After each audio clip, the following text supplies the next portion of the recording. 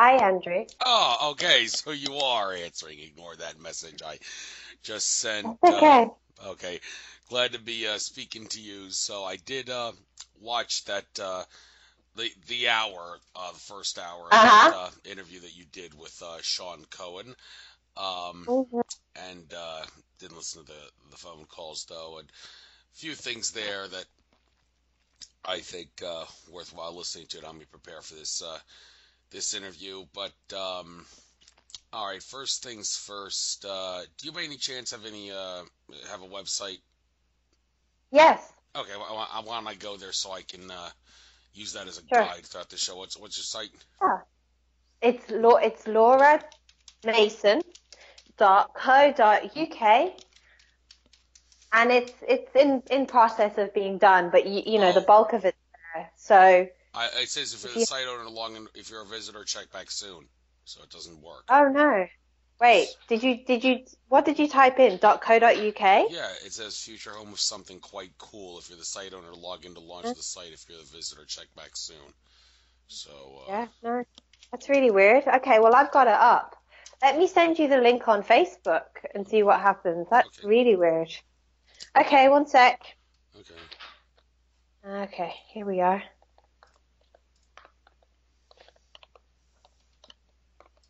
There we are. Try that.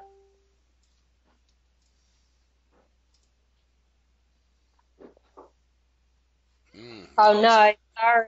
you said the wrong thing Sorry. because. Okay, try Yeah, again I instead of got, the right one. got it. Yeah. Okay, there you go. Okay, that worked. LauraMason.co.uk. Oh, maybe I forgot to. It's because I forgot to put the www before that. Ah, okay. Okay, that may be the reason.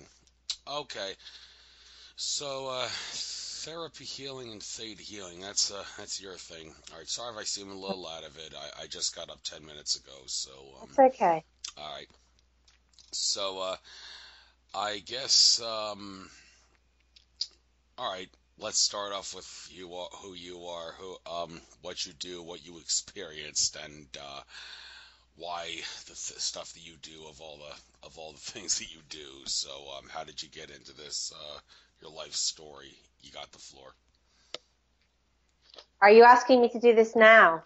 Is that a problem? No, it's not a problem. I'm just trying to understand how this works. So, I'm sorry. It's a bit different to Sean's interview. I'm just trying to understand how we're doing this. Yeah, So, is it recorded all the way through yeah, or? yes, I am recording, and I'll edit out anything that's like the Ah, stuff at the okay. beginning. So, Ah, okay. Sorry, I was a bit lost there. Okay, sorry. Would you just tell me again what you want me to talk about? uh, who you are, what you experienced from a primary source standpoint, and how this theta healing, therapy healing thing. Why did you choose to do that? And then after that, we'll get into the science about how it works. Okay, so who I am, what I experienced. When you say what I experienced, in what sense? I well, who gave you what did you see, um, and what happened to you that got you into looking into this therapy healing and theta healing stuff? Okay, so I'm just going to clarify something. Theta healing is one thing I do. I'm also a psychotherapist. So the thing where it says theta healing and therapy healing, the therapy healing is more just the psychotherapy work, if that makes sense. So they're two different things. Does Okay, that make sense? yes. So we'll get into that, of course, as the interview Okay, progresses. cool. Yeah, okay, thank you. So who I am, why I chose it. Okay, so I'll start. Okay, so my name is Laura Mason. I am a theta healing teacher and practitioner, and I'm also a psychotherapist. So I came across theta healing actually by accident in 2008. I was studying for my final year in university, and I really wasn't happy. I was suffering from digestive problems, headaches, and a friend of mine had suggested that I read the book The Secret, and I did. So I used some of the processes to try to manifest, and what I found was I was able to manifest really, really well. So this got me this propels me to learn more about the law of attraction. And I then discovered a healer who was a Theta healer. And I went to him and I really had no expectations. And I went to him about the physical issues that I was experiencing, and he worked on me and he gave me some new feelings that I had never experienced before.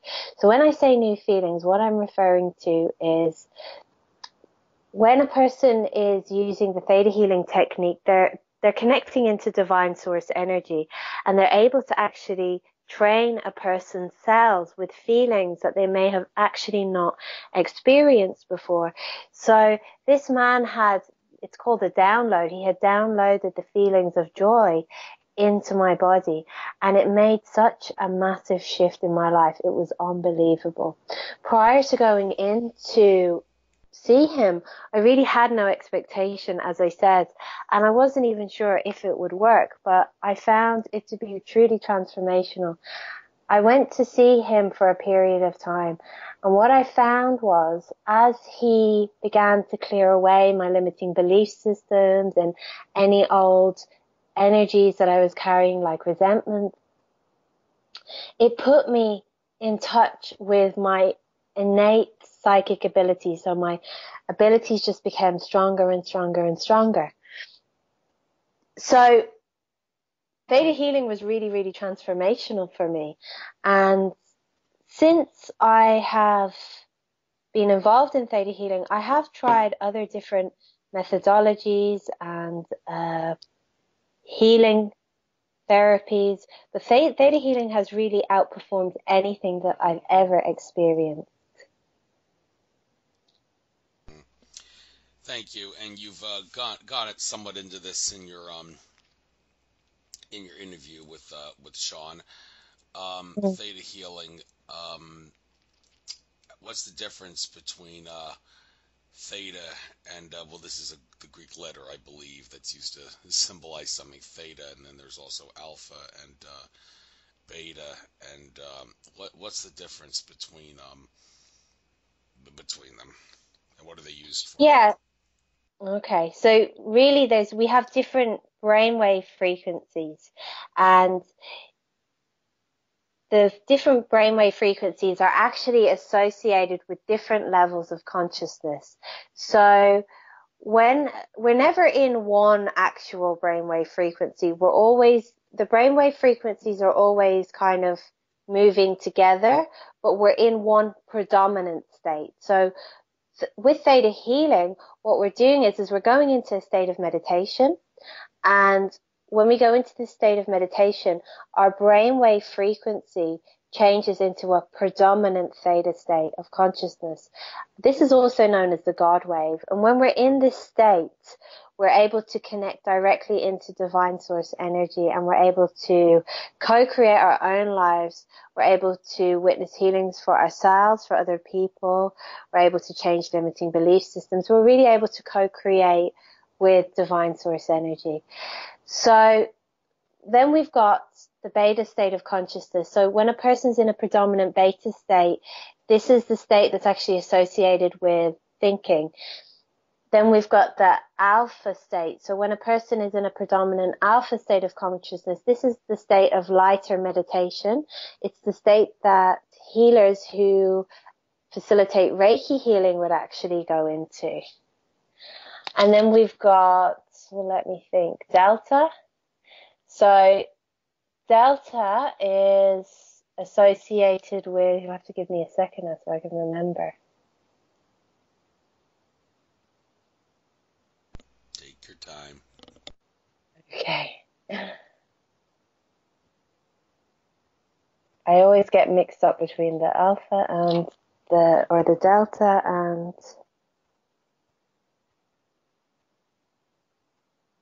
the gamma.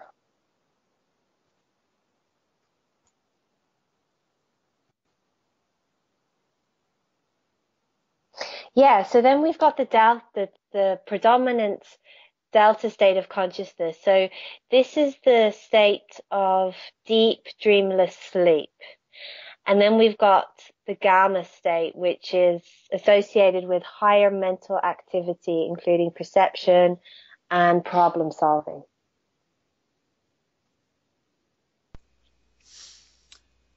Okay, thank you. And so these there's this YouTube channel that I'm a big fan of, the Eric Bartle YouTube channel, using different sound waves and such to improve healing and different things. Um, you can basically just stick headphones into your ear and Mm, listen to like any one of these Greek letter mm. sound waves, if you will, to improve you in different ways. And even though, would you say that even though you may not actually feel anything, you can be sure that something is happening because the effects of the waves affect you at a more subconscious than a conscious level? Does that make sense, or can you feel them It consciously? does. Yeah, it does make sense. And I'm not, I don't know a whole lot about these different waves, so I can't give you an exact answer on that. But what I do know is that I have experienced some of them myself. And when I'm listening to them, I have noticed myself going into an altered state of consciousness.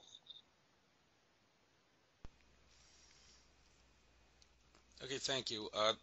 Let's switch gears for just a moment here, talking about the secret and all. You said you read the book, which I'm sure Mm, is a better medium of information than the documentary. The secret. mm, Books are always the best way to get information out, they say. So the documentary in and all of itself, I didn't read the book, saw the documentary. It's very informative and all that. Although some of the critics would assert that the documentary was maybe a little bit too new agey, and mm, it didn't. They didn't get into the one of the most important phenomenons of manifesting the law of attraction, which is the phenomenon of destiny tuning. That you have to tune your the frequency of which you're giving out information in order to receive things. If you have subconscious blocks that in your brain and whatnot that could have been manifested from like unpleasant things in the past, like a kid who always had parents arguing about money, implanted a mm, subconscious thing in his mind that money is mm, bad and all that. Because of that, no matter how hard they try to manifest the law of attraction, it wouldn't work too well unless they get that subconscious block out of their mind. And there are audios and such that you can listen mm. to do that, to tune your frequency to not have that be a block.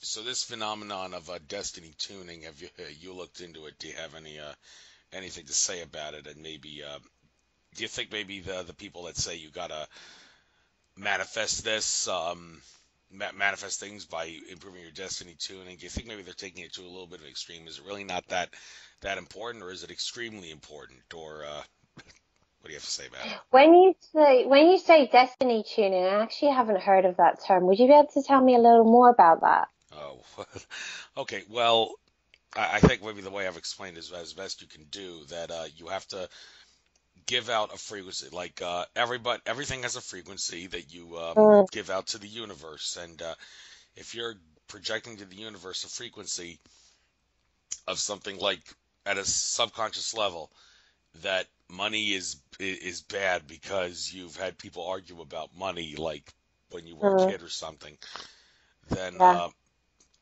you will not be able to manifest the law of attraction because you're radiating out a frequency of bad things about like finance and all, and you need Mm, to they say get rid of the subconscious blocks mm. that Okay. exist to manifest things through the law of attraction, to tune yourself to a good frequency so that your destiny will be to manifest the law of attraction in ways that you can enjoy and profit from Hmm. and succeed from and whatnot. hmm That makes sense. Yeah, so yeah, that makes sense. Thank you. So there's a couple of things that come to mind. So first of all, yeah, I really do think I know that clearing the subconscious beliefs are really, really important. So as we know, we've got the conscious level of the mind. This is a really small proportion. It's about 10% or so. And then we've got the subconscious. So we often have conflicting belief systems in our subconscious mind that conflict with our conscious mind.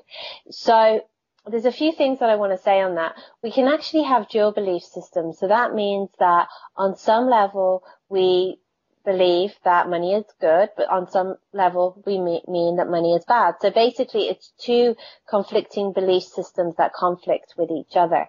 So I think from my perspective, we can have a whole load of belief systems running in our subconscious mind, and we can have belief systems that conflict with each other.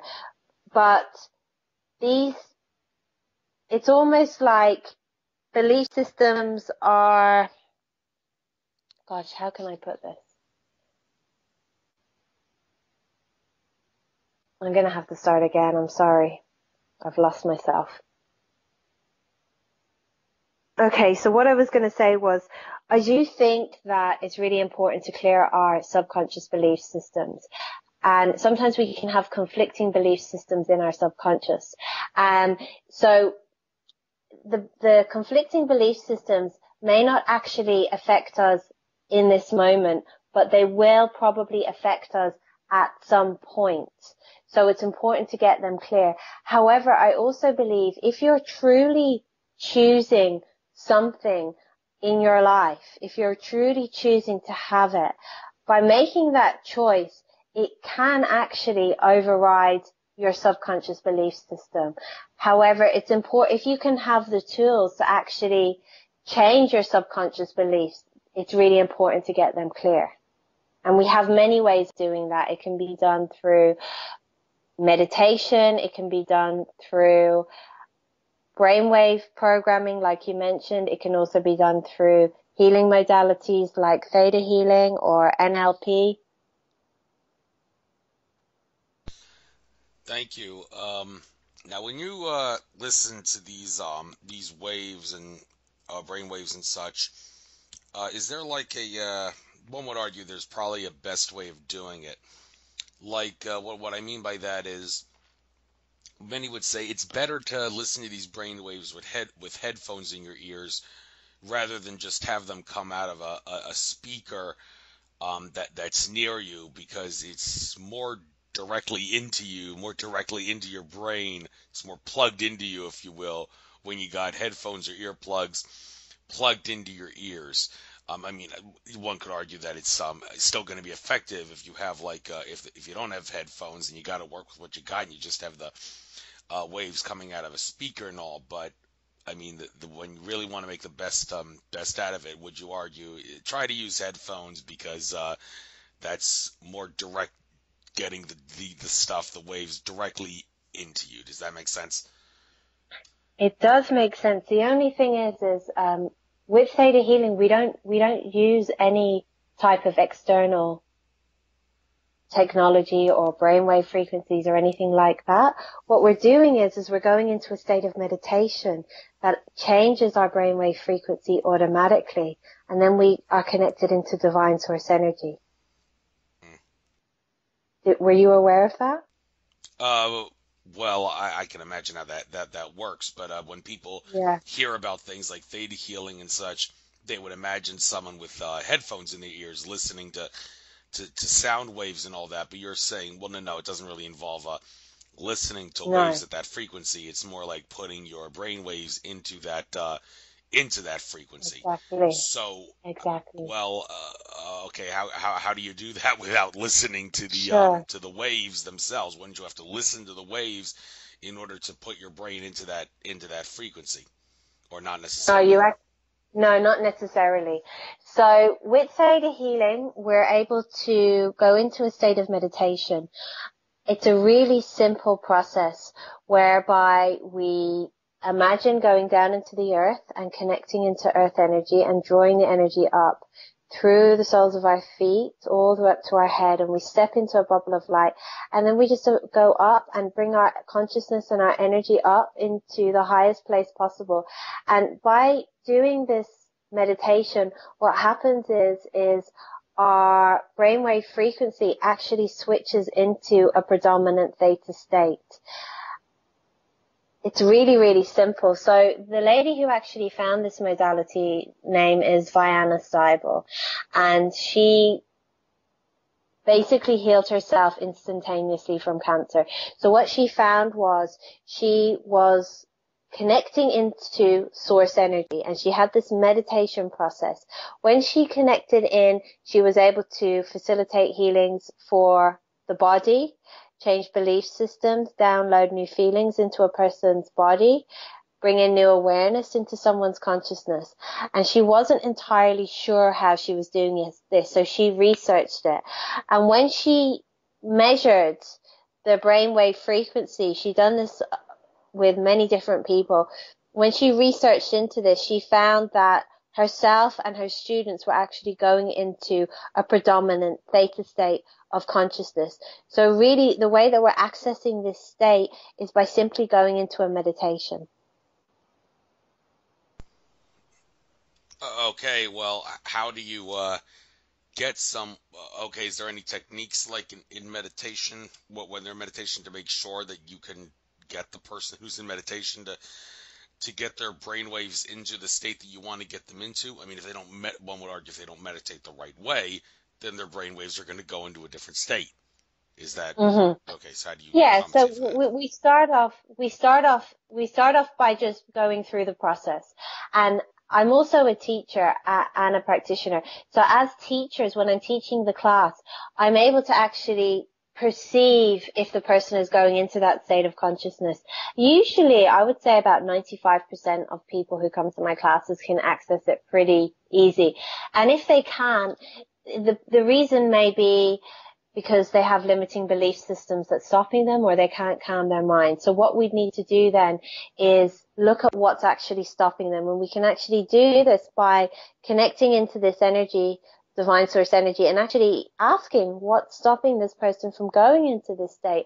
And we'll be given an answer. The answer might come through a feeling, an image, a knowing, or it may come in another way. And using this information, we're able to change the person's belief systems or do whatever is required to actually help them to enter into that state of consciousness. So with Theta Healing, really, in order to actually connect into source energy, divine source energy, we simply use a meditation. Once we are connected, we're able to do amazing things. We're able to change limiting belief systems into empowering belief systems, which then can actually help us to manifest a different external and internal reality. We're also able to intuitively read a person's energy field. We're able to download positive feelings into a person. We're able to connect into spirit guides. We're able to do many different things. Well, that's very reassuring, and so I guess that does tie into the whole destiny tuning phenomenon, to make sure that someone is manifesting things through the law of attraction by getting themselves to the right frequency and all that, and not a frequency that you don't want them to be in.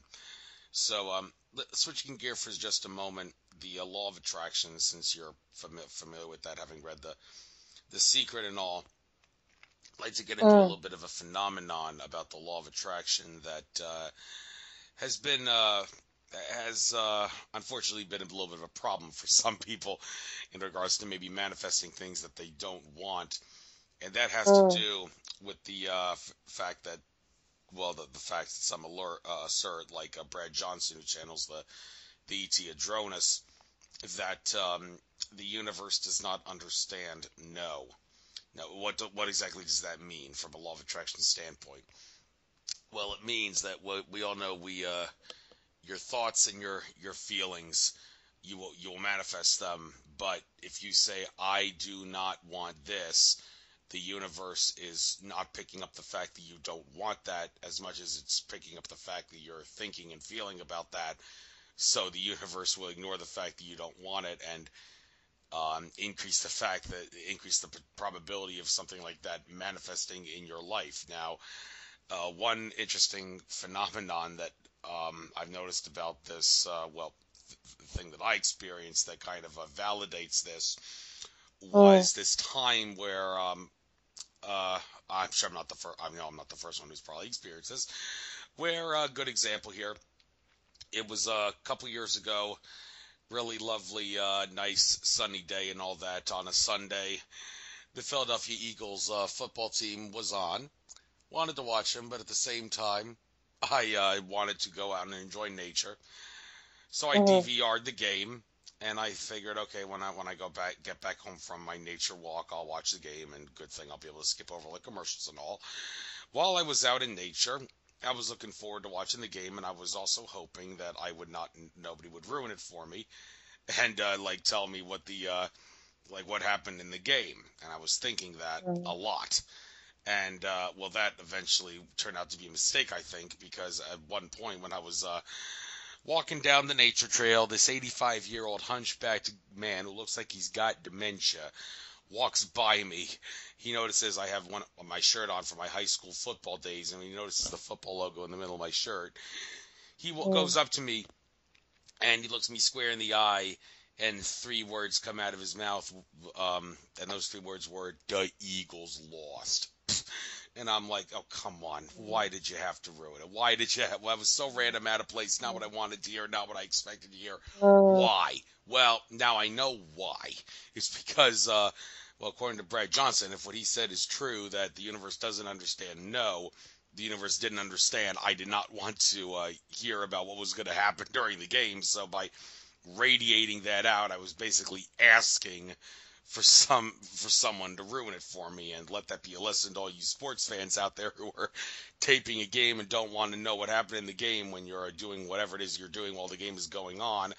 Don't think about and hope that nobody will ruin it for you, because the law of attraction in the universe, it doesn't understand no, it will probably ruin it for you. So, that man and all the other people that ruined it for me by telling me what happened in the games, they got off the hook when the Eagles won the Super Bowl. But that's beside the point. Do you agree or disagree with this notion that the universe does not understand no, and if you think about and get emotional about and dwell on things that you hope will not happen, that those things will happen because the universe doesn't understand no? Does that make sense? It does make sense, and I'm not entirely sure about that in terms of, does the universe understand no or not? That's something that I'd really need to look into. But what I am sure of is what we put our attention onto it's almost like where we focus our attention, that's what we're actually creating. All right, simple as that. So, and of course the whole destiny tuning thing factors into it as well. Make sure your frequency is radiating to attract that kind of stuff. Okay, makes sense. So, looking at your bio here, what else can we talk about here? All right, things that you specialize in to help people with addiction, counseling, psychotherapy. Well, let's talk about the addiction thing. I presume that's predominantly drug addiction. So when it comes to treating people with addiction, there's different ways to do it. But what do you think are some of the best ways of doing it, of treating people with it? Does it all have to do with just listening to the proper brainwaves, or putting your brain in the brainwaves in the proper state, and then by magic you'll crave things less? Is that how it works, or is it more complicated than that? No. Okay, so there's many different ways to kind of deal with addiction, and I think different people have different needs. So with the Theta Healing, what we're able to do is we're literally able to, the practitioner is able to go into this meditation, and they're able to request divine source energy. So in Theta Healing, we call this energy the creator. Creator is really just a generic term for an energy that runs through everything, that is part of everything, that we're actually able to tap into to co-create the type of life that we desire. So we're able to decide what we would like, in terms of what we want to manifest. Then we're able to connect to the creator and command or request the creative energy, bring this into our life. We simply place the order and allow the divine energy to bring it in. When we enter into this theta state of consciousness, when we're actually manifesting, the chances of manifesting it, actualizing it, I should say, bringing it into existence, largely increase. One of the main things that we do in Theta Healing is called belief work. So belief work is really looking at limiting belief systems that you're carrying, the limiting energies that you're carrying, and actually removing them and replacing them with empowering belief systems. We all have belief systems that are formed primarily through our childhood experience. Between being born up till the age of 7, we're actually in a predominant theta state, and we're constantly downloading information from our environment. So this is where the bulk of our belief systems are formed. Some of our beliefs are positive, and some of our belief systems, they limit us. So an example of a positive belief system that a person may have would be, people support me. So let me just give you a quick example of how belief systems are formed. If a child grows up in an environment with parents who are very supportive, who validate her, who meet her needs, who allow her to communicate her feelings freely, she's going to form belief systems like, people are there for me, people understand me, I matter. However, if a child grows up in an environment where there is neglect or some form of abuse, the child might form belief systems like, there's no one there for me, no one cares about me. If this child has had to become very independent at a young age in order to just cope with what's going on, she might form beliefs like, I have to do everything myself. These belief systems stay with these people. I mean, the ones that are positive, empowering, we want to keep those because they're going to draw more positive experiences to us, and they're also going to help us in our life. They're going to help us to make better choices, and they're going to help us to feel good about ourselves. On the other hand, if we've got these limiting belief systems, they can keep us stuck. They may draw in experiences to validate them, people to validate them. And they can just keep us stuck in that type of energy unless they can actually stop us, for example, from taking opportunities, unless we actively work on them. There's many different ways to work on them. When I say work on them, what we need to do is we need to look at the belief systems that are limiting us and actually release them and change them with empowering belief systems. So just to remind viewers that we've got 2 levels to our mind. We've got the conscious level, that's about 10%.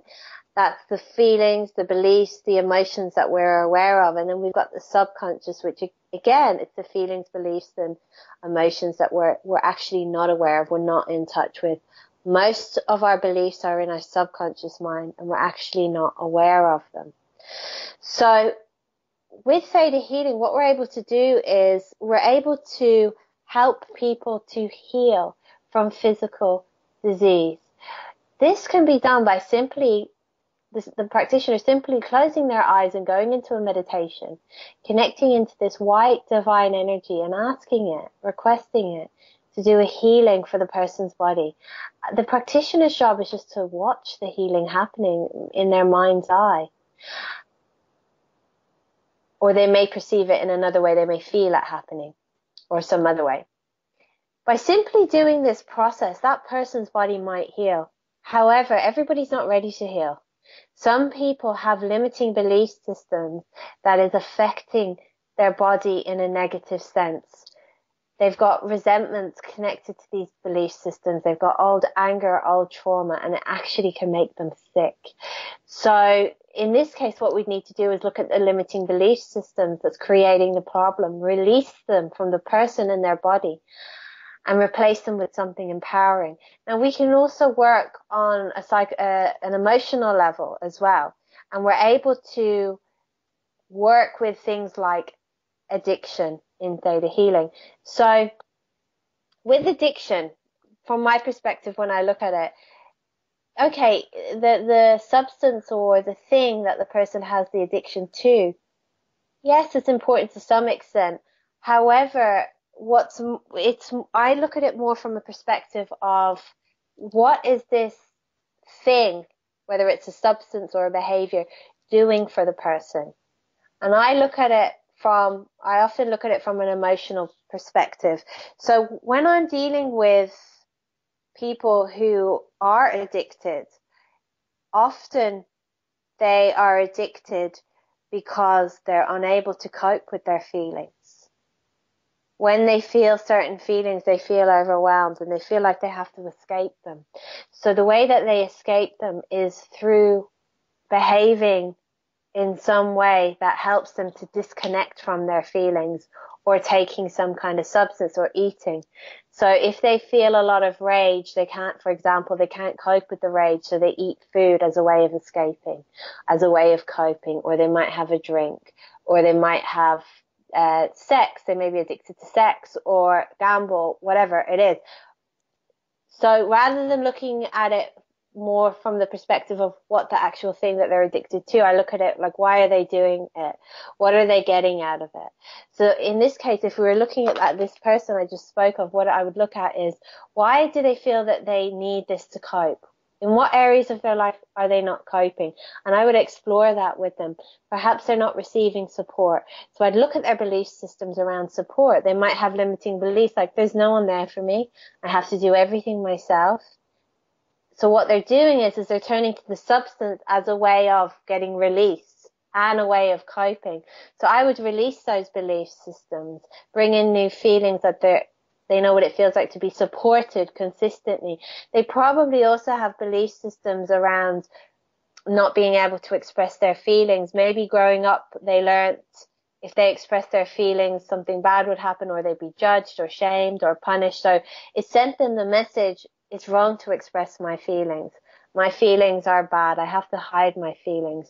So again, as a way to disconnect from the feelings, they turn to the substance. So then I'd look at the belief systems around their feelings, release the limiting ones, replace them with empowering ones, bring in new feelings. And then I would use this divine source energy to probably manifest new types of people into their life, supportive people, because often with addiction, it's almost like we use the addiction as a replacement for the lack of relationship that we have in our life. Does that make sense? Yes, indeed. And going down to some of these things here on your courses list on your website. It says click here to find out more, but I guess I'll rather than clicking on them, I'll let you talk about it. Looking here, DNA, basic and advanced. Well, advanced being just a continuation from basic, it says. But what exactly is it about DNA in this sense that you're referring to? Is it does it have to do with fixing the DNA that's not working at 100%, or does it have to do with activating what is known as junk DNA, which really shouldn't be called junk DNA because it's not junk. It has a lot of potential, the codons that are suppressed, that are not active, that the control system has greatly suppressed in humanity. Does it have to do with activating that, or is it a completely different type of a DNA work that you're talking about? What exactly are you doing to DNA in these basic and advanced DNA healing sessions? Okay, so I'll just talk to you a little bit about the basic course first of all. So the basic Theta Healing course is a 3-day course, and really we're teaching you the basics of Theta Healing. So what we're doing, it's a practitioner training, but it's open to anybody. It's open to people who want to come for personal development reasons, and I would say about 50% of the people in my class actually come to personally develop and to receive healing. So what we do is we teach the practitioner how to do this meditation, go into this state so that they can connect into divine source energy. We also teach them how to change limiting belief systems into positive. Now, in Theta Healing, we have different places that belief systems can come from. We have belief systems that can come from our own life experience. That's called the core level. So these are predominantly formed between being a baby and up till 7, but of course we can form them later on in life as well. We've also got the ancestral level. So we also inherit belief systems, energies, feelings, contracts, vows. We actually inherit stuff from our ancestors at least 7 generations back and from our family. And we also carry stuff over from a past life. So we're showing you how to change the beliefs on all of these levels. And we're also showing you how to download feelings into a person's body using divine source energy or into your own body. And we'll also teach you a process that allows you to be able to get to the root of a person's issue who presents to you. So when a person comes to you, if you're a practitioner, when a person comes to you with a problem, that's not the real problem. There's a deeper underlying problem. So for example, if someone comes and says that they have a problem with money, they might say, I have no money. That's a belief, but there's a deeper underlying problem. So as a practitioner, you really need to know how to get to the root of that. Usually when a person, sometimes, I don't want to say usually because it's not always the case, but often when a person has problems with money, it's actually linked into having low self-esteem, feeling like they're not good enough, like they're not worthy. So what we do is, anyway, we teach you the process to actually get to the root of problems, and we show you how to do that. We show you how to conduct a session. We show you how to use this divine energy to read into someone's body, to energetically read the body, to retrieve soul fragments. We open up your psychic abilities, and yes, we activate your dormant DNA. The dormant abilities that you have, we activate them. That's quite a small part of the actual course.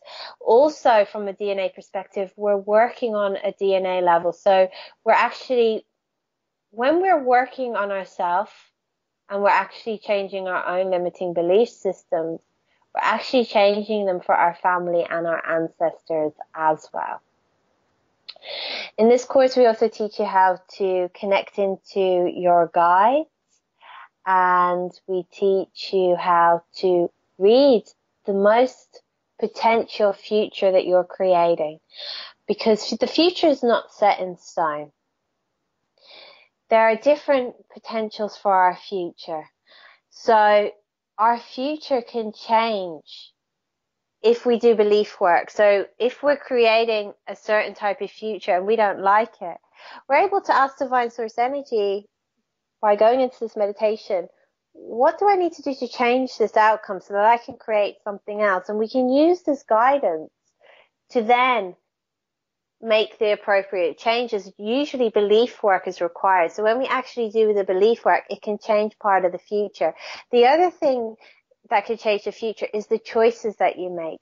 So we're able to connect into divine source energy, and we're able to actually read the most likely future that you're actually creating. Many people have dormant abilities that they're not even aware that they have. So these courses are really, really amazing because it just opens up those abilities that you weren't aware of. And also we show you how to clear out resentment, rejections, and regret from you and your body. These are the energies that hold you back, that keep you stuck, and that block your psychic abilities. So that's what we do on the basic course. That's a 3-day course. The advanced course then is the next level, where there's more of a focus on us clearing out your limiting belief systems, your limiting energies that are preventing you from having a really, really, really strong connection with divine source energy. We use all the tools that we learn in the basic course, and we apply them. We do some more work to help you actually get to the root of issues.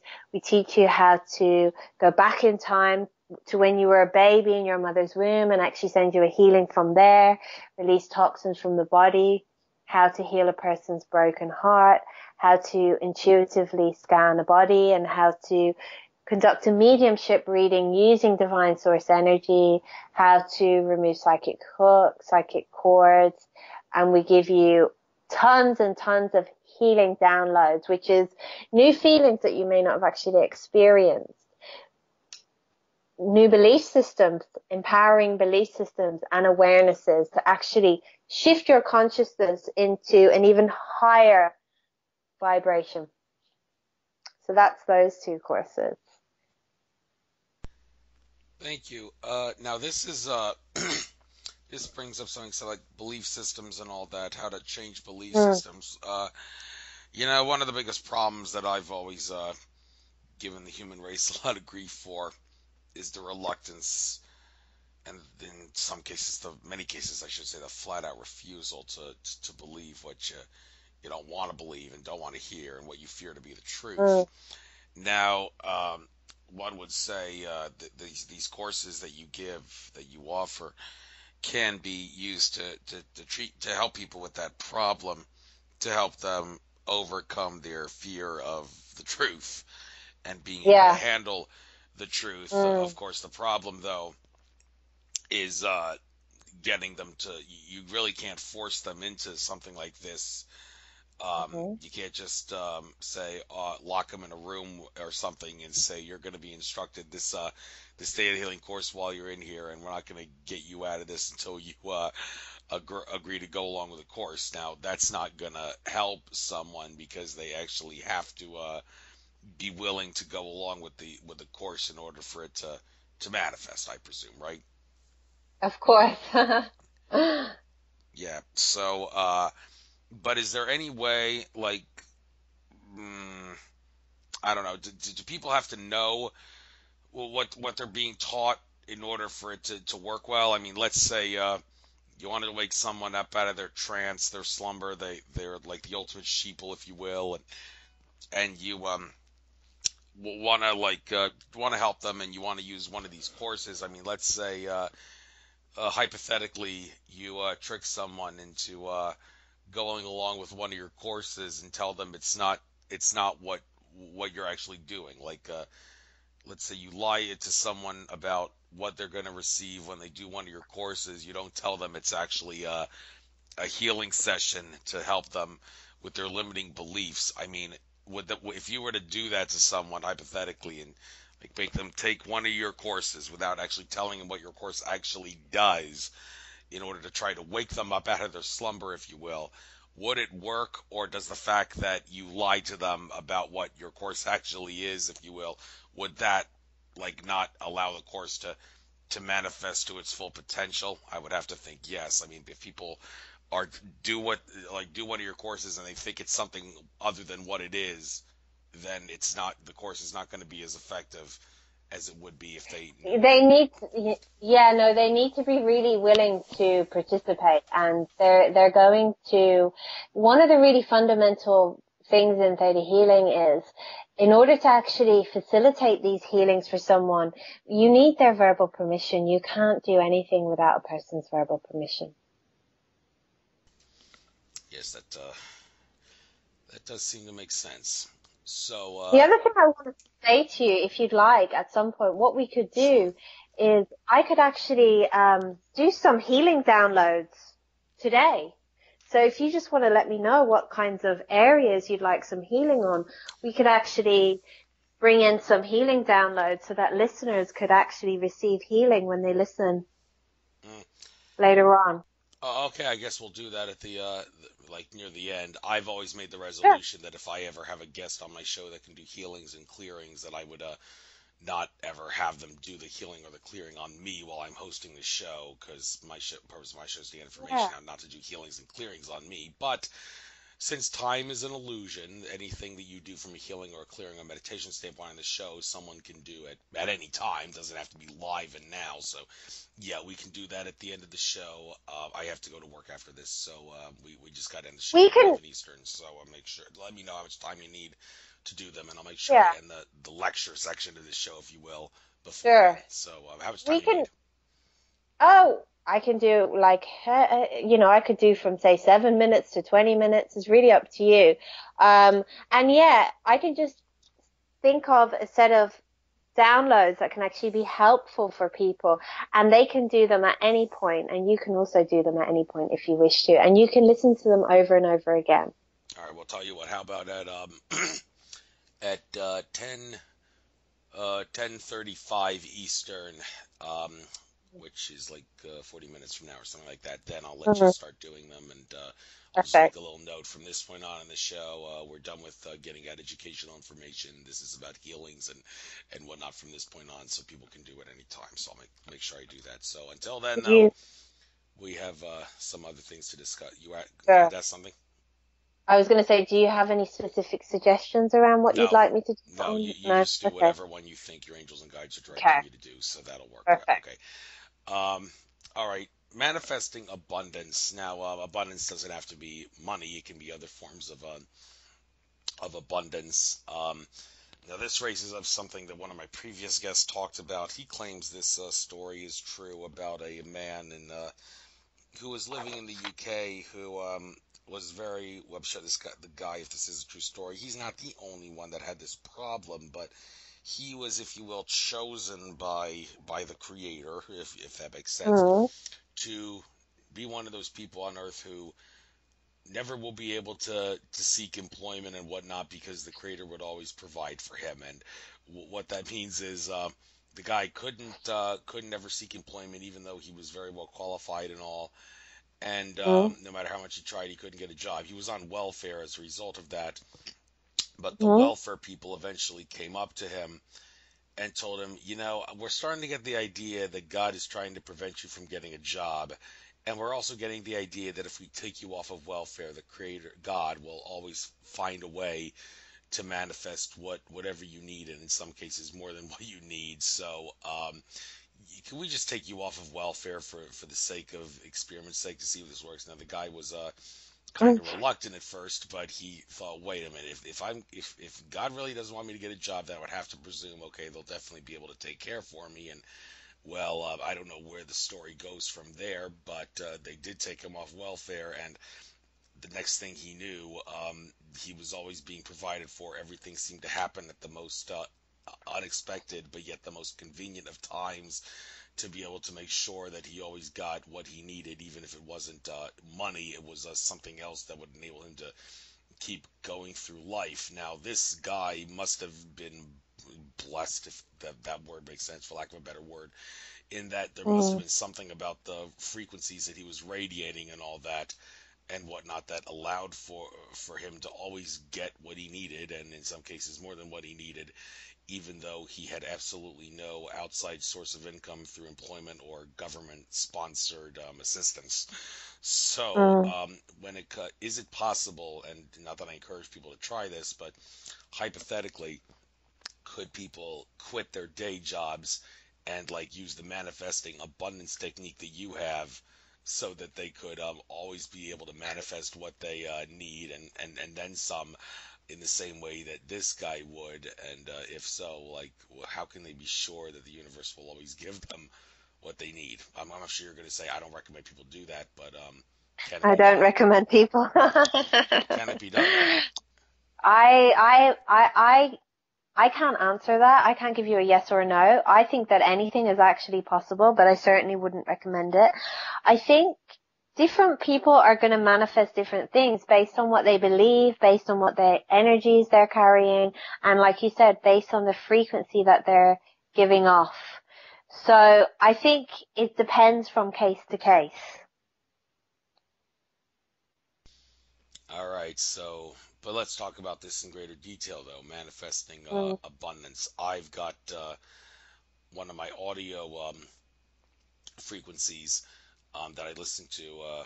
basically plug headphones in my ears and there's some music playing in the background, and then some feminine voice says, I am full of abundance in any ways, blah, blah, blah, and other reciting rituals that you keep listening Mm. to over and over in your ear. And the title of this specific one is Manifest Abundance, but that's obviously different from Mm-hmm. the 2-day program that you have. So how does your program work, and how does it help people manifest abundance? Okay, so first of all, I just want to just clarify what we're just talking about right now is the Theta Healing program. So Theta Healing is one modality that I practice. I also am a psychotherapist and I use other healing, other types of healing, and I use an integrative approach. So right now we're talking about the Theta Healing program. So in order to actually become a Theta Healing practitioner, the first thing that you have to do is you have to take a basic course. That's a 3-day course.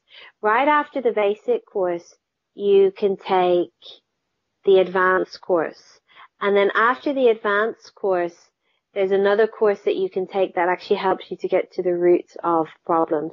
After that, then you're able to take the manifesting course, or there's various other courses that you can take, like, for example, something called intuitive anatomy, where we teach you how to really psychically scan inside the body, and we clear away what's stopping you from doing that. So that's the Theta Healing program. Now, the Manifesting in Abundance course that you're referring to is part of the Theta Healing program. So a person wouldn't be able to just jump straight on in and actually take that. This course, though, what we're doing is we're using the Theta Healing tools to actually help you to manifest the type of life that you would like. So when we're manifesting from a Theta Healing perspective, we're using the energy of all that is, so the energy of the Creator, divine source energy, to actually help us to actualize the type of life that we would actually like to have. So when we connect into this energy is able to, as I said, instantly heal the physical body and change belief systems, but we're also able to connect into it and request that we have a certain thing or certain things in our life. Our job is simply make the request and then allow the energy to actually actualize it for us. Now, when we're using this energy to manifest, the energy of the Creator, divine source energy, the chances of actually manifesting it increase greatly compared to if we were just manifesting in a beta state of consciousness. So what we're doing on this course is we're looking at how would you like your life to be? And we're breaking it down into different areas. So how would you like your health to be? How would you like to live? How would you like your spiritual life to be? How would you like your body to be? How would you like your relationships to be? All of these things, and your finances. So it's about really getting clear on what you want. And then what we do is we use the tools that we've taught you in the basic course. We apply them, so we look at the limiting belief systems that you're carrying that's actually preventing you from having the type of life that you want. Because often we desire something, we desire to have something in our life, but we've got subconscious belief systems that will actually block us from bringing it in. So this is why we don't attract it. So let me give you an example. A person may really want to bring a soulmate into their life so that they have someone that they can share their lives with. However, they may carry a belief on the subconscious level that relationships are toxic, and they may have formed this belief system through watching their parents' relationships. Perhaps there was a lot of arguing, perhaps there was abuse, violence. So what's happening here is the person's consciously saying, bring me the soulmate, but the subconscious is saying, no bloody way, I'm not having it. I don't want that in my life. So in order to actually help the person manifest the soulmate, what they consciously desire, we need to clear the limiting belief systems. And we use the Theta Healing tools to actually do that. So what we do is we'll release that old belief system and we'll replace it with something empowering. We'll bring in new feelings. We'll clear the trauma. And this can open up the energy for them to actually allow the person into their life. So when we're on the manifesting course, we actually clear the common blocks, There's 100 common blocks to manifesting abundance into your life. We clear those. We do a lot of belief work. We bring in new feelings, and we teach you processes to actually help you to manifest. So the really magical thing here about Theta Healing is we're actually able to simply connect into this divine energy, request what we want, and we have the tools to release all the old energies that's actually in the way of us having what we want.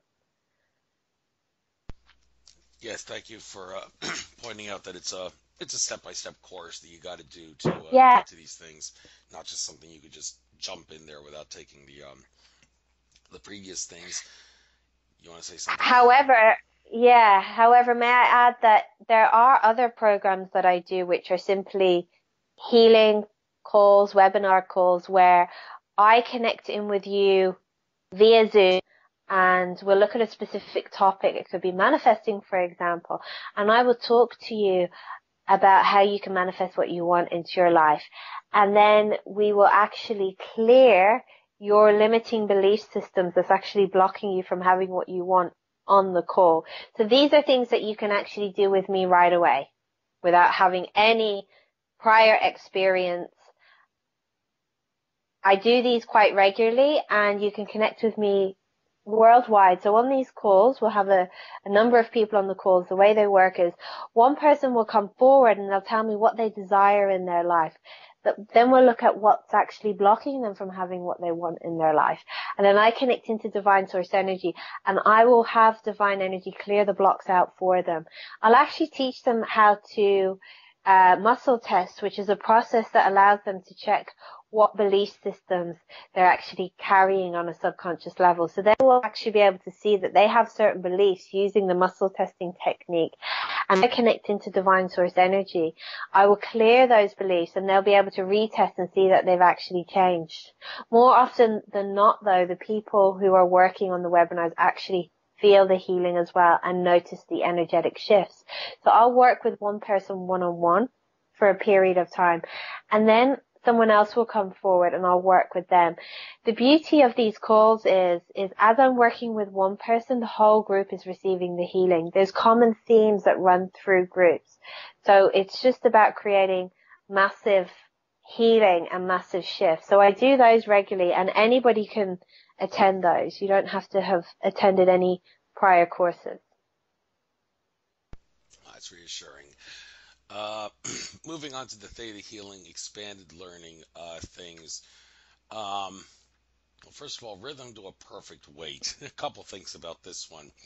Well, many would say, come on, just be happy with what yourself, whether you're fat or skinny. But then again, being extremely overweight and in some cases being extreme anorexic can cause problems for you. So you want to get to a proper weight. Now, I presume that this is more designed for people who are overweight who want to lose weight, but can this be used for people who are underweight who actually want to gain weight but just have a problem doing that for whatever the reason?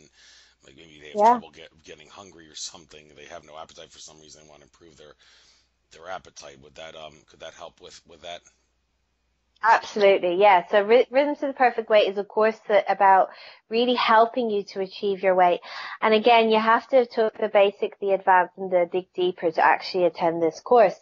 But yeah, so it can help you to achieve your ideal weight. So that might mean reducing some weight, or it may mean putting weight on. So, for example, in regards to someone who's underweight, there may be many different reasons that a person is underweight, but one thing that comes to mind is if a person is very, very anxious, often they cannot eat. Now, it could go the other way and they eat and eat and eat, and they're doing that to try to get rid of the feeling of the anxiety.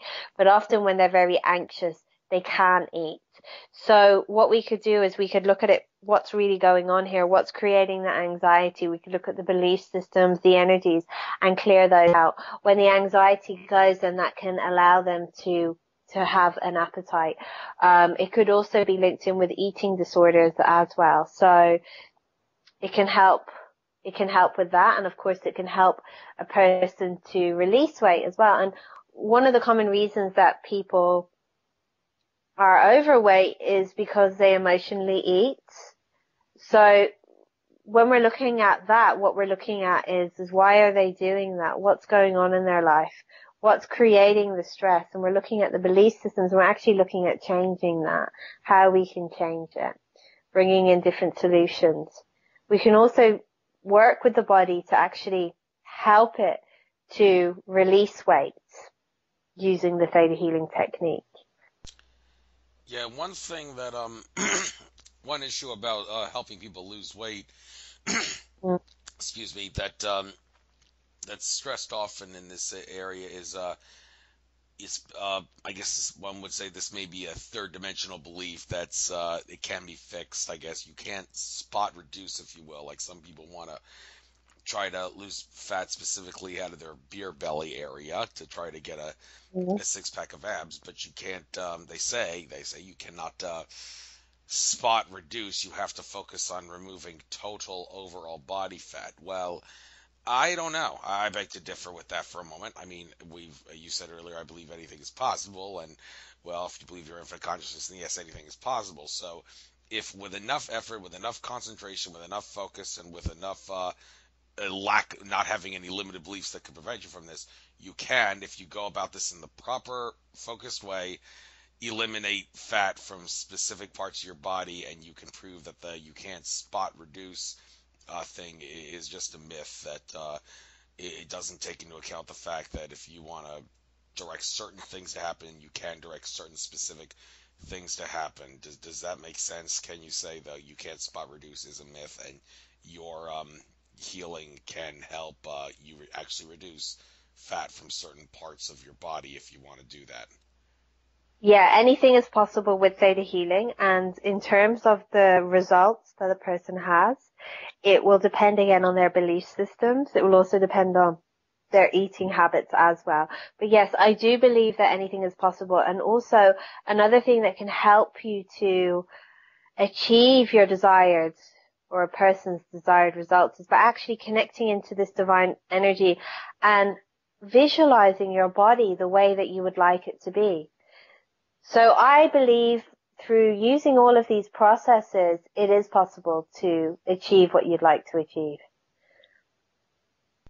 Well, and on that note, moving on to the next one down the list, soulmates call forth your partners in life. Now, first of all, we need to clarify what a soulmate actually is. One would say that that's the person you can most have the best marriage with if you wanted to marry them and have a best partner, while others say no, that's the present day definition of soulmate that people have confused with. It has nothing to do with your sexual orientation. It has nothing to do with marrying people. Soulmate, I guess, just means you have your soul family is greatly connected in many different ways. If you were to check out the DNA strand specifically, you'd see, okay, this is a perfect match for them to be a soulmate. And again, it's got nothing to do with marriage or having a partner. So what exactly is a soulmate? How has the definition been changed over time? And how do you do this this thing? Any specifics you can give on how to use Theta Healing to find your call forth your partner in life? Okay, so from a Theta Healing perspective, we have many different types of soulmates. So we can have a soulmate, we can have soulmates that are actually compatible, and we can have soulmates that are not compatible. So it's possible to use the Theta Healing technique to call in your most compatible soulmate. So there are several different soulmates that you would be able to choose from in this lifetime. There wouldn't just be one. And yes, we actually can have soulmates who are also pets. So when you are actually calling in your soulmate, it's important to be really specific about what you want. What are you looking for in your soulmate? What qualities are you looking for? What gender do you want them to be? How would you like them to look? So it's important when you're actually using the Theta Healing technique, it's important to get clear on what it is that you want. Be specific, but don't be overly specific, because you want to give the universe some room to work. The other thing is that we have a tendency to draw in partners to us, soulmates, who have similar traits and qualities and belief systems that we have. So these could be positive or they could also be limiting. So after you write your list, what I would encourage you to do is look at the list, look at the qualities on the list, and look at yourself. Do you have these qualities? And if you don't, what I encourage you to do is using the tools that you've actually learned in the Theta Healing classes to actually clear your limiting belief systems and energies so that you can bring forth these qualities in yourself. So, for example, if a person has a real core belief that they are worthless and they manifest for a soulmate using the Theta Healing technique, they may just bring in someone who has the same belief system, the same core belief system that they're worthless. So really, you need to clean your beliefs up first before you consciously ask the Creator to bring you the right person. So step one would be write the list. How would you like your soulmate to be? What qualities? Get clear enough on that. And then look at the list and look at the qualities that you've asked for, and look at yourself and see, do you need to do some belief work on yourself? Because you're going to draw someone in who has similar qualities as you. Then what I would encourage you to do is actually do the belief work on yourself, or have someone do it for you. Once you've done that, then you connect into divine source energy and you do a manifestation process to actually call that person forward into your life. You're going to manifest for your most compatible soulmate. And also, if you are wanting to continue to spiritually grow, if spiritual growth is really important to you, I would encourage you to put that on the list as well. Because often what can happen is when people are together, one person can kind of outgrow the other person and they get left behind. So it's important to put that on the list so that the person is able to actually grow with you. Thank you for clarifying that and pointing that out. Interesting here, you have two grow your relationship learning sessions. One is you and your significant other, and one is you and Creator. So, well, one would say, well, what's the point of doing the significant other one? If you just connect with the Creator, then the Creator will help you connect to your significant other by default, if that's what you truly want. Although I'm sure you're going to say, well, I don't know, maybe baby steps is the proper way to go here, and you wouldn't go straight to the Creator one. You got to do the significant other one first in order for the Creator one to make the best possible links that you can manifest. So would you say, yeah, don't jump right to the Creator and think that manifesting your relationship with the Creator is going to automatically help you find your significant other. It's better to go the baby step way. Do you agree or disagree? Actually, no. After we've done the basic, the advanced, and the deeper course, you can go straight in and do the manifesting course, or you can do growing your relationship 1, or you could actually go straight in and do growing your relationship 2, or you can go and do intuitive anatomy. You can do the soulmate course. So basically, number 1 isn't a prerequisite for number 2, although it sounds that way, but it's not. I'm not entirely sure why they're named 1 and 2. I didn't name them, so I can't really answer as to why that is. Fair enough. So family ties, family belief and thought systems. That's the last one down here on the on the list. I recently, from my family standpoint, maybe this has nothing to do with what you do. Maybe it has everything to do with what you do. I was recently listening to some videos and audios and such where it seemed by a stroke of synchronicity, it was encouraging me to do some things to help resolve family karma and all that in order to, among other things, enhance my my family ties. Basically about cutting cords and all that with your family members. And eventually, in the end, after the synchronicity seemed prominent enough to convince me, all right, you got to do this, I decided to ask Daniel Teague of Vegas Star Healings to sever all parasitic cords that Many of my family members going as far as first cousins and first uncles from my mother's and father's side of the family, severing all cords with each other. And I would think that by doing that, I would have expanded family ties with each other. Um, but well, I guess maybe one question I have for you now that I mentioned that is, um, some can you possibly sever parasitic cords between family members by doing the family ties theta healing expanded learning session? By doing this program, you enhance the possibility of these parasitic cords being removed with other family members? Or would you say, no, no, no, that's a completely different spiritual aspect? You gotta ask someone to sever the cords. What you do has nothing to do with parasitic cords between family members in regards to family ties. What do you have to say about that? It's very much to do with it, and it would be a great course to help with this. So family ties is really a course that helps you to break free from any toxic patterning and programming that has you in dysfunctional, toxic relationships with your family, and that is preventing you from truly being you.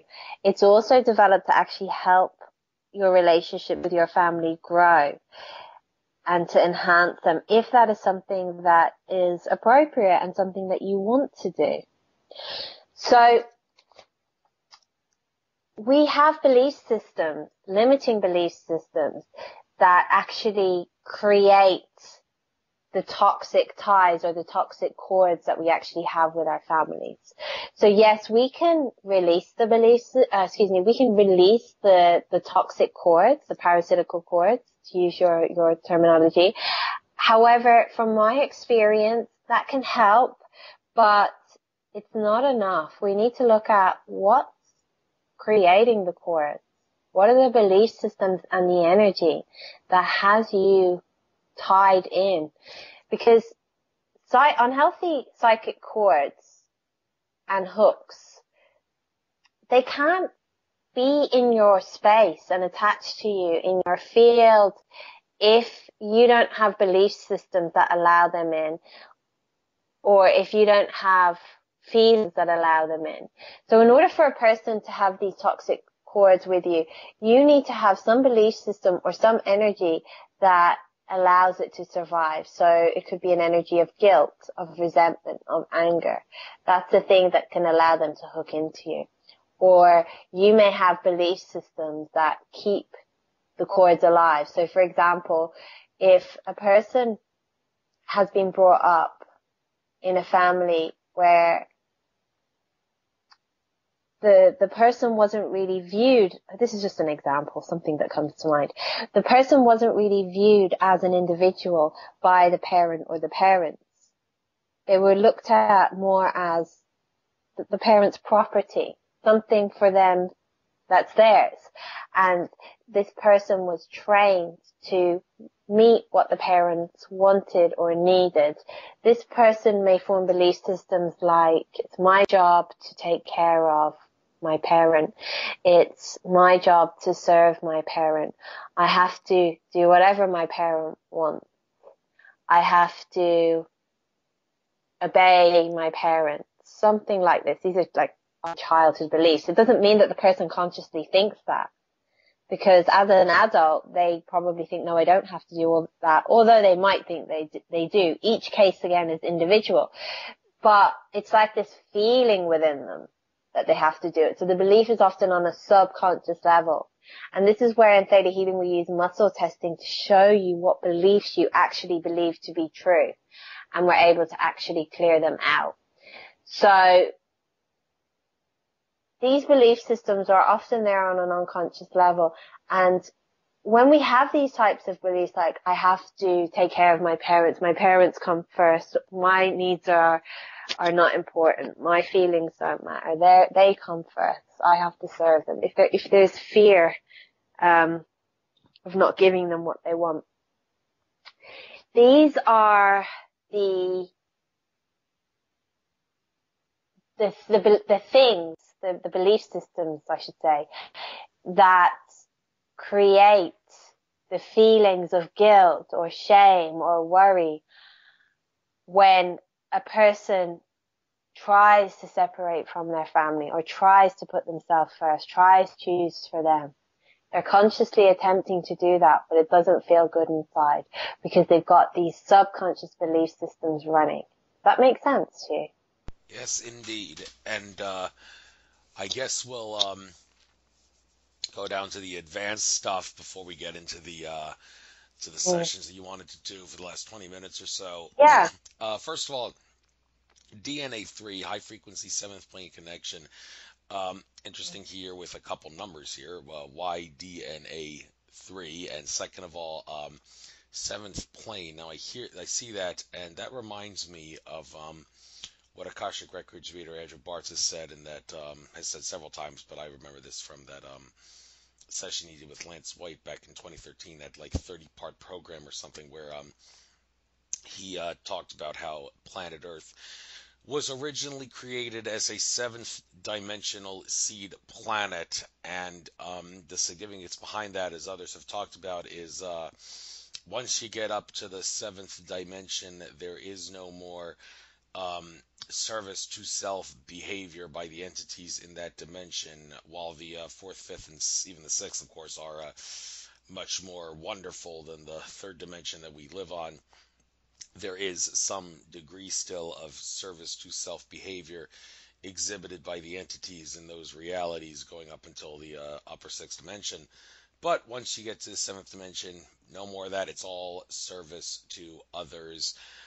Does that in any way connect with DNA3 advanced healing, and or is the number 7 deal with something completely different in this regard where you're talking about seventh plane? Okay, so the reason it's called DNA3, so just to remind you, these are classes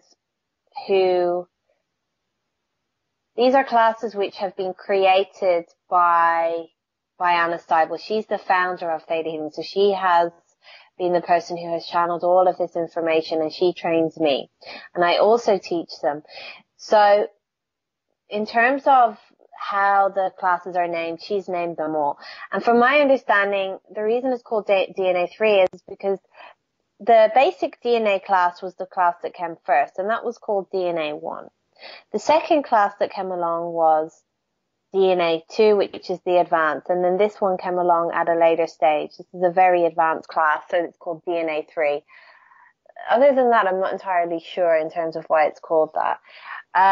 In terms of the seventh plane, so in Theta Healing, we have a model which we use to help us understand how and why the universe works in the way that it does and how it actually relates to us. So we have a model which is called the 7 planes of existence.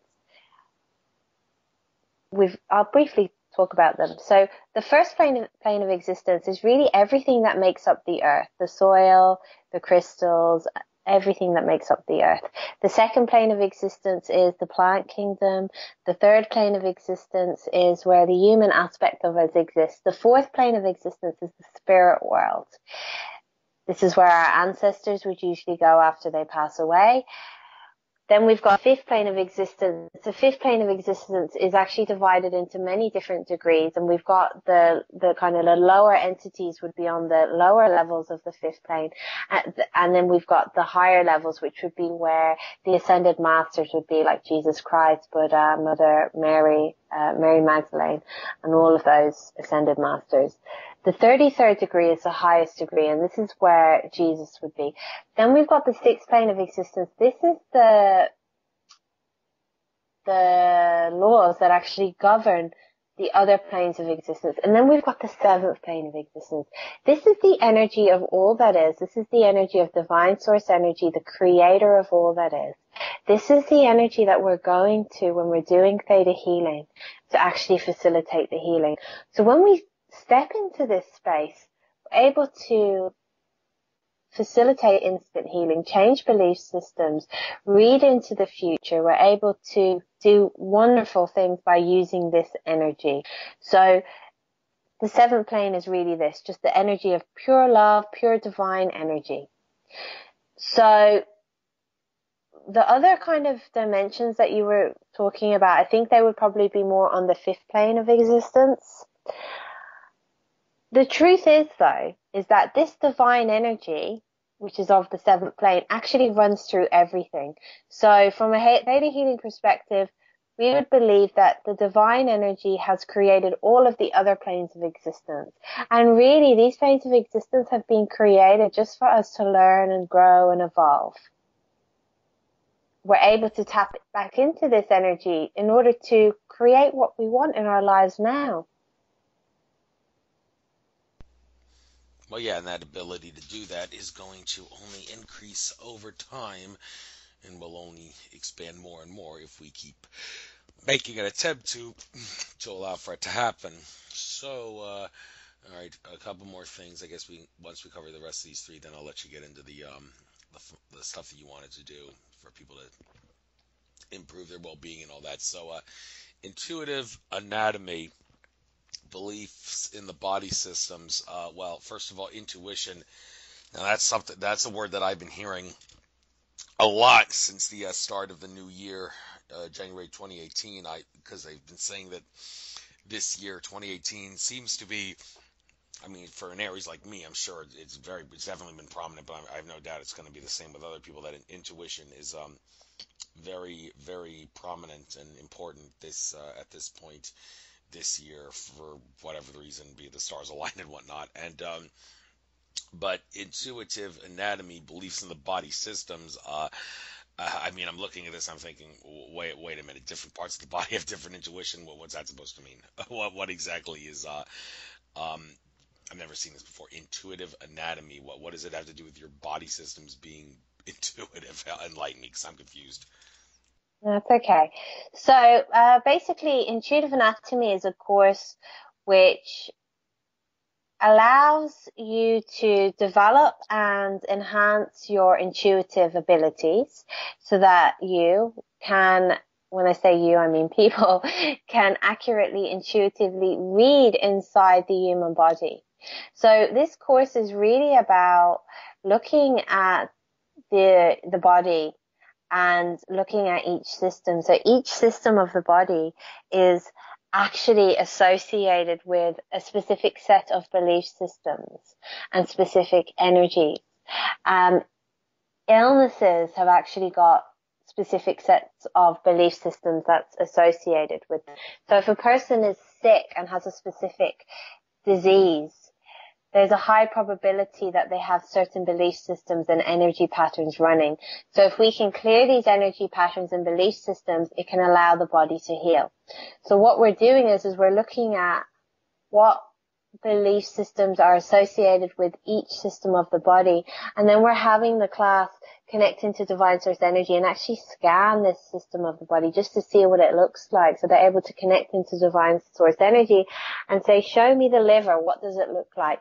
And then psychically, they're going to bring their awareness in and they're going to scan it and see what they can see. And when the person's inside the liver, intuitively, they might see that there's flukes in there, or they might see that the liver is good, or they might see other toxins in there. And we're able to actually do some energetic work to heal that as well. So it's really about looking at each system, what it is, looking at it from an energetic perspective, looking at the belief systems that are associated with it, learning how to scan. It's really also about refining your scanning ability. So when you do the basic course, you're going to learn how to intuitively scan in someone's body. That just means connecting to divine source energy and reading inside the body what's going on. This course is really about getting great at it and developing it. We also have practitioners work on a daily basis on each other in class so that they can practice on each other. What they'll do is they'll practice scanning the body, and they'll also look at the limiting belief systems that are associated with it, and they'll work on each other in class. As they're clearing their own limiting belief systems, they are clearing away the energies and the patterns that's blocking their innate intuitive abilities. Does that bring clarification? Yes, indeed. So, I guess maybe we can, no, let's not kill two birds with one stone here, because these are a little different here. World relations, clearing ancestral lines. Well, okay, this is, a little confused here because world relations and, well, ancestral lines first. That one would think that has to do with the past. Mm. Well, what's the past have to do with world relations? Wouldn't you be concerned about world relations in the present because you're trying to break free of the illusion of time to expand your consciousness? You want to live in the present, so stop worrying about the past. Well, then again, you can't really stop running. You can't run from your past. You can't stop worrying about your past unless you clear your ancestral lines. Mm. Some would assert. I'm seeing here. So, what does world relations have to do with clearing ancestral lines? That I'm a little confused about this one. What's this about? Okay, so this course actually helps us to clear the inherited prejudices and limiting belief systems that we have got from our ancestors that may actually be holding us back. It may be holding us back in many different ways. For example, as a practitioner, we may have these unconscious prejudices and limiting belief systems that can affect us when we're actually interacting with our clients. Or as a teacher, it may also be preventing us from having the connection that we would like to have with students who are from different nationalities. So it's really just about clearing out the old prejudices, the old historic prejudice and belief systems, and getting really clear on that so that we can interact with people from all different races and religions, different countries, and it helps us to be able to relate and understand them better. Thank you. And last but not least on the list, planes of existence. Well, didn't we just go into it? Planes of existence. We Already did. talked about seven planes. Okay, so philosophy behind Theta Healing. Well, okay, I'm a little. Why would this have to be an advanced course if you're just talking about the philosophy behind something?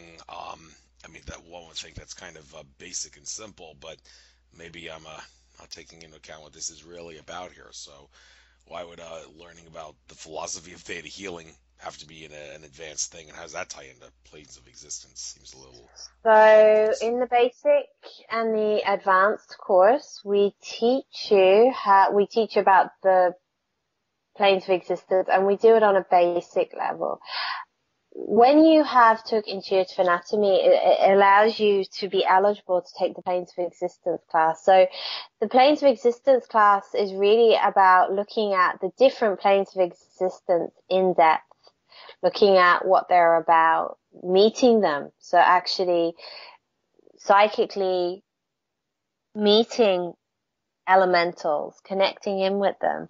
It's also about learning about the different laws that govern the different planes of existence and looking at how you can actually bend them. So in order to actually be able to bend specific laws, you need to have specific virtues in place. So it's really looking at that, and we're doing the belief work to actually help you to be able to do that. Well, thank you very much. So, with that being said, we got 25 minutes left. You could take 20 minutes or 25 if you fully need it. So, all these things that you wanted to do that you want people to be able to look back on for future at any point. So, why don't we get started? What do you need me to do? You want me to just sit back and tune into this myself for my own benefit, Yeah, or okay? So that's exactly. all I'll do. So. You got the floor for the last 25 minutes to do these sessions for anyone to tune into in the future, and I'll make sure I leave a little note in the video description here so people know that this is the part of the video Thank they got to tune in to do this. So finish up for us. You got the floor. Thank you. Yeah, so just sit back, relax, close your eyes, and make yourself really, really comfortable. So today what I'm going to do is I'm just going to connect into divine source energy, and I'm going to be releasing limiting belief systems that may be holding you back, bringing in positive, empowering belief systems and feelings, and making some other energetic shifts that may be helpful for you. So the topic that comes to mind is working around family. So this is where we're going to start, and then we're just going to see what comes through. So in a moment, I'm just going to connect in through meditation and see where we should begin. But if you are familiar with muscle testing, as I'm naming the different beliefs that we're clearing, you can muscle test to see if you have them. And as I witness the healing happening, as I see it happening in my mind's eye, I should say once I see it happening, actually, after I've actually witnessed it, you can recheck to see if those belief systems have actually changed. Okay, so let's begin. So in terms of how this works, simply, if you would like these beliefs changed, these feelings brought into your entire being, you simply just have to say yes. You can say it out loud or in your mind. Now, since divine source energy is everywhere, you don't actually have to be in the same room as me. I simply go into the state of meditation, I connect, and I ask divine source energy to do the healing on your side. So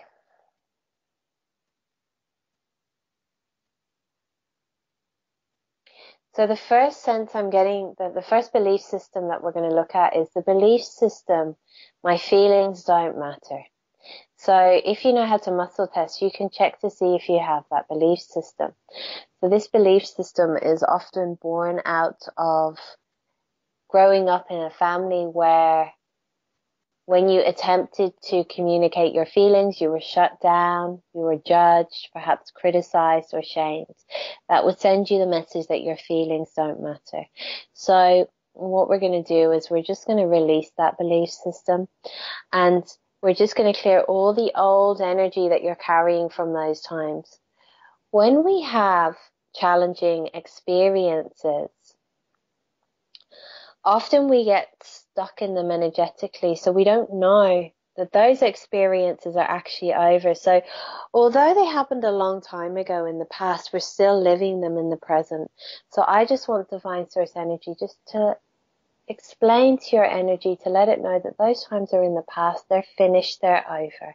And we're going to release the trauma and the shock from any time you weren't listened to, you weren't heard, you were shut down.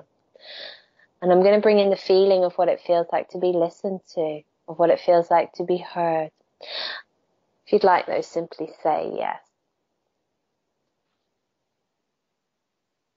Yes. Okay. Had to get off mic there, sorry. That's okay. You don't have to actually say it out loud if you don't want to. So it's up to you. So I'm witnessing the healing coming in for all of you.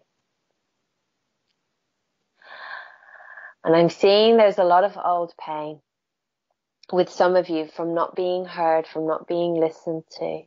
So we're just going to release all of that pain.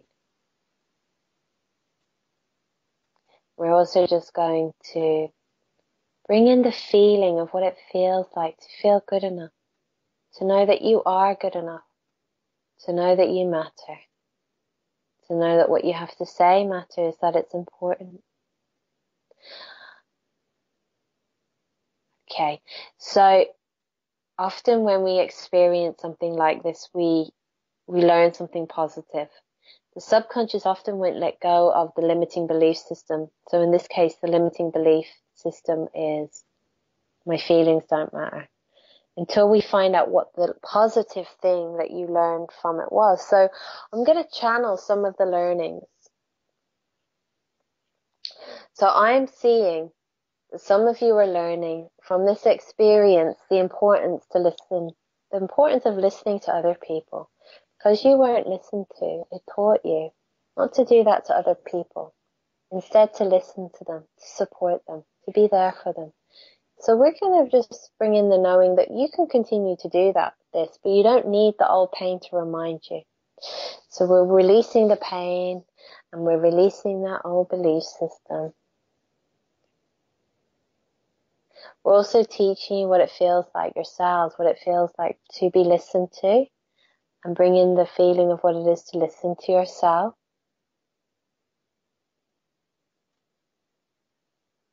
We're also going to we're going to do a healing on the pattern of overthinking.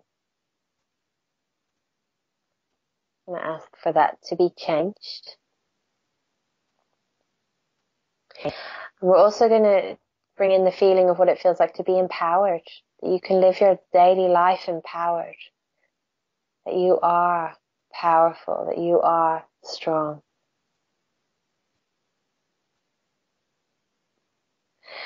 And I'm just going to talk a little bit about what we were talking about earlier when we were talking about addiction, because it ties into this. So often when people feel that they have no one there to support them, or that no one will care what they have to say, they will turn to eating or drinking or whatever other type of behavior that they're doing as a way to cope. So let's release that belief that there's no one there to listen to me, that no one cares what I have to say. This may have been your experience in the past or even in the present, but we want to clear the belief, because if you're carrying this belief system, you're going to attract more of the same, and we don't want that. We're going to bring in the feeling of what it feels like to be listened to be heard, to know what you have to say matters, that it's important and it's valued. We're going to release any emotional pain from when you weren't listened to, when you had nobody there. And I'm hearing for some of you, this experience was teaching you the importance of supporting others. And some of you are really good at supporting others, but not good at prioritizing yourself. So let's give you good discernment, so you know when to support others, how much to support them. And you can do this without carrying the old pain or carrying this old belief system that there's no one there for you or no one cares. And let's teach your body what it feels like to be cared about and to care about yourself and to prioritize yourself. Let's manifest to bring new people into your life using the divine energy, new supportive people. You can even manifest to bring your soul family into you if you like. So if you like that in your mind, you just say yes, and then we can bring that in for you.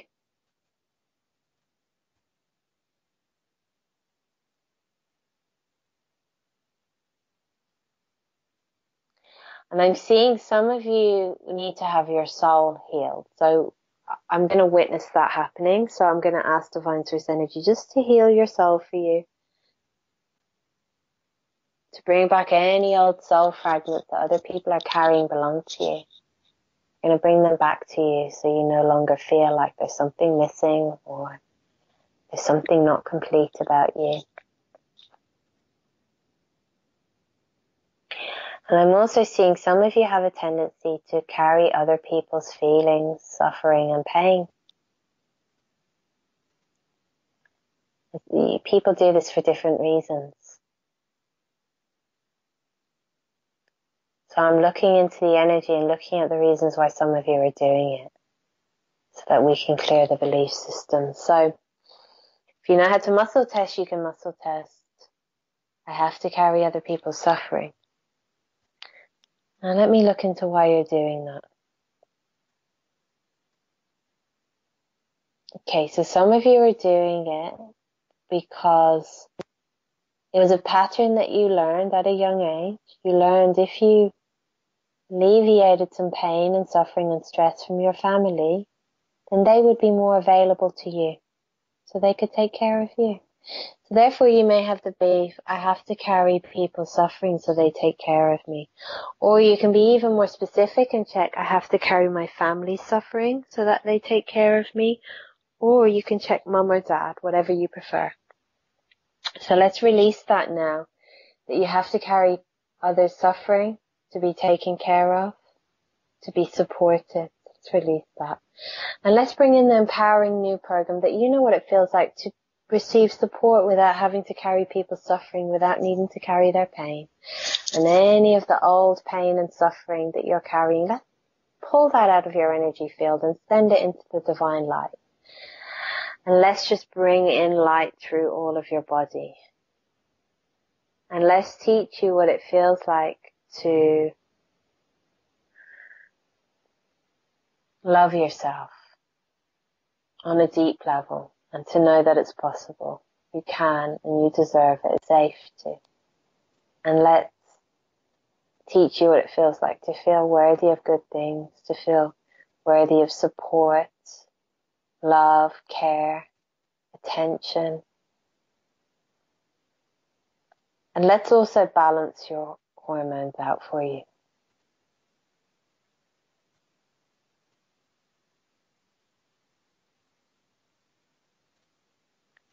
Okay. So let's look into some of these cords that you have, these toxic cords, and let's see what patterns are allowing them in place.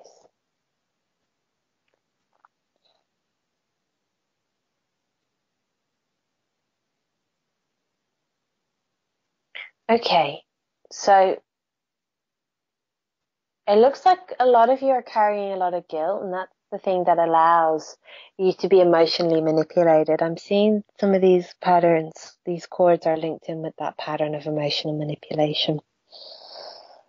Often people are getting emotionally manipulated and they don't even realize it.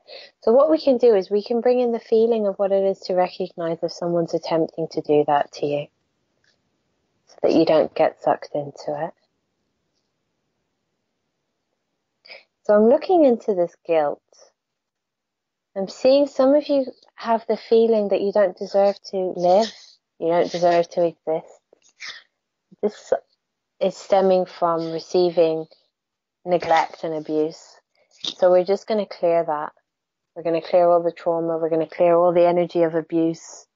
We're going to teach you how to live without any type of abuse, emotional, physical, neglect, and show you what was really happening all the times that you were abused or neglected, and teach your energy that that's in the past, it's over. Often when we were treated badly by others, we have a tendency to do the same to ourselves. So we have a tendency to put ourselves down, have this internal tape. We criticize ourselves, judge ourselves, shame ourselves. So let's do a healing on those patterns. Bring in the knowing that none of that does any good. That you can live without doing that. Instead, you can be kind to yourself. Instead, you can love yourself. Instead, you can be good to yourself. If you'd like that, say yes. Okay, we're going to teach yourselves what it feels like to have the divine version of joy, of peace, of harmony, of abundance, financial abundance, happy relationships. Like those who simply say yes in your mind. Okay, now I'm seeing some of you are coming forward and showing me your heart chakra to be healed. So we're just going to do a healing on your heart chakra. We're also going to teach you what it feels like, your body, your being, what it feels like to have healthy self-esteem, that you can and you do.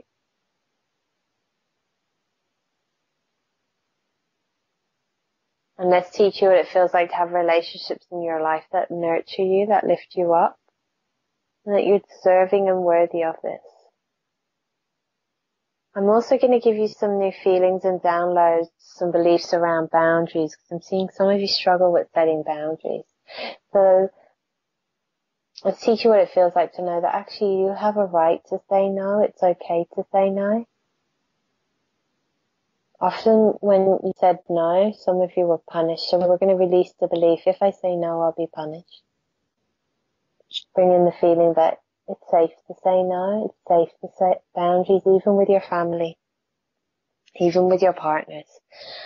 And often when some of you have attempted to set boundaries in the past, people have responded by giving you the cold shoulder, withdrawing. So this may have sent you the message, if I set boundaries, I'll be abandoned. So let's clear that. Really, this is usually a way that people try to manipulate you to get you back into your old role, so then they get what they want. So let's just show you that you recognize if this is happening and you just can live without getting sucked into it. And let's teach you what it feels like to focus on your own life, your own living, nurturing yourself, that you deserve to be nurtured, you deserve to be cared for. Let's teach you what it feels like to listen to what your body needs, to take care of your body. Okay, now we're going to release those unhealthy cords. We're all unhealthy cords, hooks, attachments, energetic ties. Let's release them from all of you. Let's do a healing on your auric fields to make it stronger. Let's repair any holes and tears in your auric field. I'm seeing some of you need to have your liver clean, so we're just going to clean out your liver, do a healing on your liver. We're also going to teach some of you what it feels like to be independent. So if you need this, you simply say yes. What it feels like to be independent, to know that you can trust yourself, to know that you can rely on yourself, that you can support yourself, to know that you can be supported by the universe, that you know what this feels like, what it looks like, it's possible, and you are. And also what it feels like to accept yourself, accept your body, and to be accepted and accept others, that you can, you do, and it's possible. Okay, we're going to finish by just doing an instant healing to give each of you whatever you need now. Okay, that looks great. So I'm done with the healing, Andrew. Thank you. And You're so when you welcome. say people, I see some of you need, you're not actually seeing anything. You're just saying that because you know there are people out there who need that, so you want to specifically bring to attention those people. No. Or you are actually seeing. What exactly are you seeing when you say that? Well, when I'm connected into divine source energy, I get different intuitive hits. So I might hear something or I might see an image. I might feel something. So I'm directed into different places. So for example, when I seen the heart chakra needed to be opened, I seen the heart and I heard that it needed healing. So I seen the image of the heart. Thank you for, And anybody can learn this. I'm sure they can. So, well, thank you very much.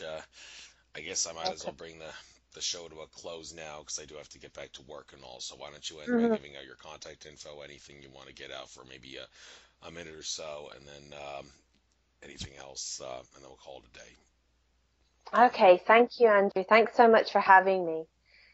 So my email address is laura.mason99@yahoo.co.uk. That's laura.mason99@yahoo.co.uk. And my web address is www.lauramason.co.uk. So I'm also available one-on-one for sessions, and I do that in person in London and Dublin occasionally, but I do most of my work online. So that means I can connect with you wherever you are in the world. Another thing that I just wanted to let you know about is I'm doing an upcoming webinar series this Thursday, the 12th of April. It's at 8 p.m. GMT. There's a recording available, and it's on the area of clearing codependency. So it's a 2-part webinar series. The first call, as I said, is April the 12th, and the second is April 19th. Again, it's 8 p.m. GMT. It's a 90-minute call.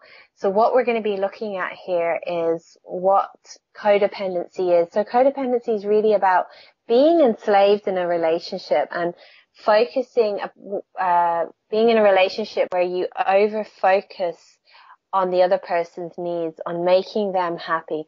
So we're going to be looking at that. We're going to be looking at the limiting belief systems and patterns that's keeping you tied into that type of relationship. And often a lot of them stem from my childhood experience. It often stems from having parents who were unable or unwilling to take care of us in the way that we needed. So we learned at a very young age that we had to keep them happy, because if we kept them happy, then they may take care of us. So if you find yourself in situations where you resentfully say yes when you want to say no, you find you center your existence around making people happy, you always come last, you feel like you have no voice, you are constantly worrying about other people's opinions of you, then this could be a call for you. So what we're going to do is look at codependency, what it is, how it develops, looking at how to break free. We're going to look at the limiting beliefs, feelings, patterns that's keeping you enslaved to another person. We're going to clear that. We're going to clear the past life stuff between you and other people. We're also going to look at how these types of relationships damage your self-esteem, clear the limiting belief systems, heal the wounds. We're going to give you new empowering tools. There'll be loads of group healing as well. So that's next Thursday at 8 p.m. GMT. There's an early bird rate on that, which ends in 2 days, and it's £97. There's another special. If you want to also have a 40-minute session with me, you can have the 2 calls plus the session for $147, which is a lot cheaper than my normal rate. So thank you so much for having me on the show, Andrew, and thank you all for listening in. Thank you for coming on, and thank you to Sean Munger-Cohen for suggesting you. You were definitely a worthwhile guest. So, without further ado, I bid you good day. I got to go to work. Enjoy the rest of your trip for Infinite Consciousness, and good luck. You too. Have a good day. Take care, Andrew. Take care.